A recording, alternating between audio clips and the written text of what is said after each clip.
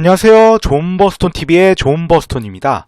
오늘은 구독자 요청 종목인 케어랩스에 대해서 분석을 하도록 하겠습니다. 먼저 대표자는 박경득 님이고 설립은 2012년에 하였으며 상장은 2018년에 하였습니다.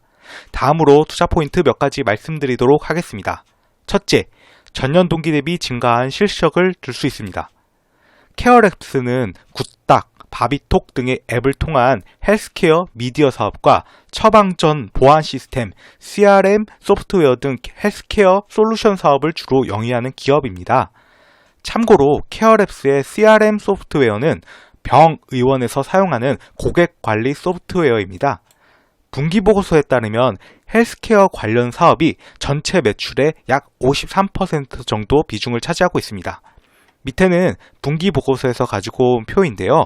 보시면 헬스케어 미디어, 헬스케어 솔루션 이거 두 개를 합한 게 52.81%로 나와 있습니다.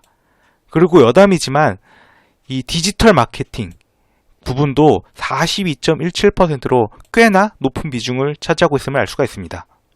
또 한양증권 리포트에 따르면 굿닥은 국내 1위 플랫폼이며 비대면 의료 서비스가 본격적으로 진행될 경우 공급 우위를 점할 가능성이 있다고 합니다. 또한 성형 관련 앱인 바비톡은 코로나 사태와 원격 의료 수요 증가로 인해 가입자 수가 빠르게 증가하였으며 해외 시장 진출도 노리고 있다고 합니다. 이거 관련 리포트 같이 보시겠습니다. 이게 그 한양증권 리포트인데요. 보시면 굿닥의 경우 코로나19 마스크 스캐너 기능이 더해지면서 MAU가 꾸준히 증가세를 나타나고 있다. 참고로 이게 마스크 스캐너 기능은 약국에서 마스크가 얼마나 남아있는지 그런 걸 알 수 있는 그런 기능이고요. MAU는 Monthly Active Users 약자로 한 달 동안 해당 서비스를 이용한 순수 이용자 수를 의미합니다. 현재 원격 병원 수 약 140개로 국내 1위 플랫폼이며 비대면 서비스가 본격적으로 진행될 시에 공급 우위를 점할 개연성이 있다 라고 나와 있고요. 밑에는 또 바비톡, 동사는 굿닥과 함께 바비톡이라는 성형 플랫폼을 보유하고 있다 라고 나와 있고, 특히 이번 코로나 사태와 원격 의료 수요 증가로 인해 바비톡은 5월 기준 가입자 수 360만 명을 나타내며 가파른 수익 개선을 나타내고 있다. 또한 해외 법인 설립을 통해 해외 시장 진출도 타진하고 있는 상황으로 꾸준한 성장성이 기대된다 라고 나와 있습니다. 한편 분기보고서에 따르면 2020년 3분기 누적 기준 실적이 전년 동기 대비 증가하였음을 알 수 있습니다. 고령화 및 비대면 의료 확대에 따라 향후 실적은 더욱 잘 나올 가능성이 높다고 생각을 합니다. 밑에는 분기 보고서에서 가지고 온 손익계산서인데요. 이게 누적 기준으로 영업수익, 이거 매출이라고도 합니다. 영업수익이 전년 동기에 511억 원에서 563억 원으로 증가하였으며 영업이익은 전년 동기에 27억 원에서 49억으로 증가하였습니다. 또한 당기순이익은 전년 동기에 11억 원에서 48억 원으로 거의 4배 정도 크게 증가했음을 알 수가 있습니다. 다음으로 두 번째 투자 포인트로는 미국 기업이 케어랩스를 인수하였다는 점입니다. 기사에 따르면 미국의 IT 기업인 PSI 인터내셔널이 데일리 블록체인 및 케어랩스 등을 인수한다고 하였습니다. 참고로 데일리 블록체인의 현재 회사명은 시티랩스입니다. 현재 데일리 블록체인이 케어랩스의 최대 주주이지만 데일리 블록체인의 최대 주주가 PSI 인터내셔널이므로 사실상 PSI 인터내셔널이 케어랩스를 지배하는 셈이 됩니다. 이거 관련 기사 같이 보시겠습니다. 제목이 미 IT 기업 PSI 인터내셔널, DBC 케어랩스 FSN 통째 인수. 이 DBC가 데일리 블록체인이고요. FSN은 퓨처 스트림 네트워크스의 약자입니다. 내용을 좀 보시면 나스닥 상장을 추진 중인 미국 IT 전문기업 PSI 인터내셔널이 국내 코스닥 상장사 데일리 블록체인 및 케어랩스 퓨처 스트림 네트워크스 인수에 나선다 라고 하어 있고, DBC와 FSN은 PSI 인터내셔널을 대상으로 각각 3자 배정, 유상 증자 및 전환 사채를 발행, 최대 주주 변경을 추진한다고 공시했다. 케어랩스는 지분 20.9%를 보유 중인 최대 주주 DBC의 매각 절차에 함께 포함되며 동시에 PSI 인터내셔널 대상 전환사채 발행으로 경영권 강화에 나섰다. 이 대상으로 한 게 200억 원짜리 5회 전환사채입니다. 참고로. 그리고 밑에는 분기보고서의 주주에 관한 사항인데요.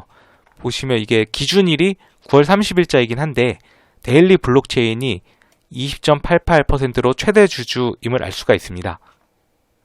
또 다른 기사에서는 케어랩스가 PSI 인터내셔널과 손잡고 미국 시장 비대면 의료 플랫폼 사업 진출을 추진한다고 하였습니다. PSI 인터내셔널은 미국의 수천 개 의료기관들과 40여 년간 안정적인 거래를 이어오고 있기 때문에 케어랩스의 향후 실적 성장 가능성이 높다고 저는 생각을 합니다. 이것도 관련 기사 같이 보시겠습니다. 제목이 케어랩스 굿딱 비대면 의료 플랫폼 사업 출사표라고 나와 있고요. 이거는 11월 2일자 기사입니다. 내용을 좀 보시면 케어랩스는 최근 나스닥 상장을 위해 스펙 합병 최종 협의 절차에 돌입한 미국 IT 기업 PSI 인터내셔널과 손잡고 미국 시장 비대면 의료 플랫폼 사업 진출을 추진한다고 2일 밝혔다 라고 나와 있는데, 보시면 이 회사는 PSI 인터내셔널입니다. 이 회사는 미국 FDA와 NIH와 질병통제국 등 산하 수천 개 의료기관들과 창립 이래 40여 년간 안정적인 거래를 이어오는 등 미국 정부 대상 헬스케어 사업 분야에서 풍부한 사업 이력을 보유하고 있다 라고 나와 있죠. 참고로 이 NIH는 미국의 국립보건원을 의미합니다. 다음으로 세 번째 투자 포인트로는 백신 여권 서비스를 출시한다는 점입니다. 기사에 따르면 코로나19 백신 접종 여부를 알 수 있는 모바일 여권 서비스 굿딱 패스가 2월 말에 출시될 예정이라고 합니다. 사용자는 백신 접종을 통해 면역력을 갖고 있다는 정보를 등록하고 발급된 인증서를 해외 입출국과 공연장 입장 등에 사용할 수 있다고 합니다. 굿딱이 국내 1위 플랫폼인 만큼 굿딱 패스도 많은 사용자가 있을 것으로 예상되므로 향후 케어랩스의 주가에 긍정적인 방향으로 영향을 미칠 가능성이 높다고 저는 생각을 합니다. 이것도 관련 기사 같이 보시겠습니다. 제목이 케어랩스 자회사 코로나19 백신 여권 서비스 국내 출시이고요. 이거는 올해 1월 15일자 기사입니다. 보시면 4달 말 정식 출시라고 나와 있죠. 이 4달 말은 2월 말이죠. 내용을 좀 보시면 케어랩스의 100% 자회사인 굿딱은 코로나19 백신 접종 여부를 알 수 있는 모바일 여권 서비스 굿딱 패스의 국내 출시에 나선다고 15일 밝혔다. 굿딱 패스는 코로나19 백신 접종자를 대상으로 정부가 발급하는 증명서를 디지털 인증서로 제공하는 서비스다 라고 나와 있고, 그 발급된 디지털 인증서를 해외 입출국과 공연장 입장 등에 사용할 수 있다 라고 하고요. 굿딱 패스는 4달 말, 2월 말이죠. 비대면 의료 서비스 플랫폼 굿딱을 통해 정식 출시될 예정이다 라고 나와 있습니다. 다음으로 제가 생각한 리스크 포인트 및 예상 반론은 아래와 같습니다. 첫째, 케어랩스에 있는 전환사채에 대해서는 어떻게 생각하나? 이에 대한 저의 답변으로는 현재 케어랩스에 남아있는 전환사채는 4회차와 5회차 이렇게 두 종류입니다. 이 중 4회차 전환사채는 제가 위에서 언급한 PSI 인터내셔널에 대해 발행한 전환사채이며, 이는 지배력 강화의 일환으로 투자한 것이므로 그렇게 큰 리스크라고 생각되지는 않습니다. 한편 기사에 따르면 5회차 전환사채는 포커스 자산운용이 인수한 것이며, 포커스 자산운용은 케어랩스의 주력 사업인 헬스케어 플랫폼의 성장 가능성을 보고 투자했다고 합니다. 표면 이자율이 0%이므로 케어랩스 입장에서는 좋은 조건에서 발행했다고 볼 수 있으며, 발행 1년 이후부터 전환 청구가 가능하기 때문에 당장 시장에 물량이 나올 오버행 리스크는 없습니다. 밑에는 4회차 전환사채 관련 공시인데요. 이게 2020년 10월 29일자 공시이고요. 4회차 전환사채라고 나와 있죠. 그리고 발행 대상자명에 PSI 인터내셔널이라고 나와 있습니다. 또 관련 기사를 보시면 제목이 포커스운용 의료 플랫폼 기업 케어랩스 성장성 베팅, 케어랩스 200억 규모 CB 인수, 헬스케어 플랫폼 성장 잠재력 고려라고 나와 있고요. 이거는 21년 1월 14일자 기사입니다. 내용을 조금 보시면 포커스 자산운용이 케어랩스 전환사채를 인수하며 2대 주주에 올라섰다 라고 나오고, 보시면 케어랩스 5회차 CB는 만기 3년으로 발행 1년 이후부터 전환 청구가 가능한 조건이다. 표면 이자율이 0%로 책정돼 주가 상승에 기대를 건 것으로 풀이된다. 포커스 자산운용은 케어랩스의 주력 사업인 헬스케어 플랫폼의 성장 가능성에 주목했다. 라고 나와 있습니다.